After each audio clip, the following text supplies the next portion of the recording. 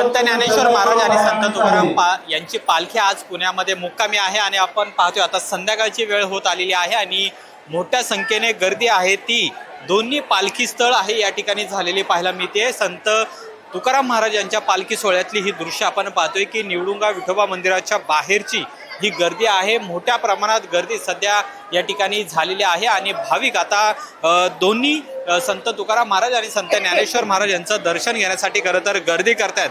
अवघे काही तास आता शिल्लक आहेत, यानंतर दोन्ही संतांच्या पालख्या या पुण्यातून पंढरीकडे प्रस्थान करणार आहेत। त्याआधी आपण पाहतोय की दोन्ही पादुकांचं दर्शन घेण्यासाठी भाविकांनी मोठी गर्दी केलेली आहे।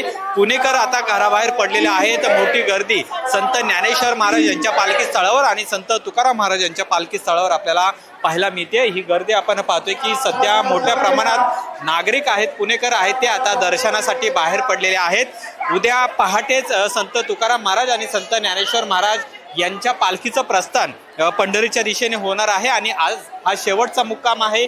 अवघे काही तास आता उरलेले आहेत, त्यानंतर दोन्ही संतांच्या पालख्या या पुण्यनगरीचा निरोप घेणार आहेत आणि पुढे पंढरीच्या दिशेने मार्गस्थ होणार आहेत। त्याआधी आपण पाहतोय की मोठी गर्दी आहे ती सध्या भवानी पेठ आणि नाना पेठ या दोन्ही पालखी स्थळांच्या ठिकाणी झालेली पाहायला मिळते आणि त्यामुळे पोलीस देखील आता सतर्क झालेले आहेत। सातत्याने सूचना आहेत त्या सुद्धा पोलिसांकडून केल्या जात आहेत, पण आता संध्याकाळची वेळ होत असल्याने मोठ्या प्रमाणात गर्दी आहे ती सध्या संत तुकाराम महाराज पालखी सोहळा आणि त्याचबरोबर संत ज्ञानेश्वर पालखी सोहळा स्थळावर होताना दिसते। जी गर्दी आपण पाहतोय की अक्षरशः लाखोंच्या संख्येने भाविक आहेत ते या दोन्ही संतांच्या पादुकांचं दर्शन घेण्यासाठी बाहेर पडलेले आहेत।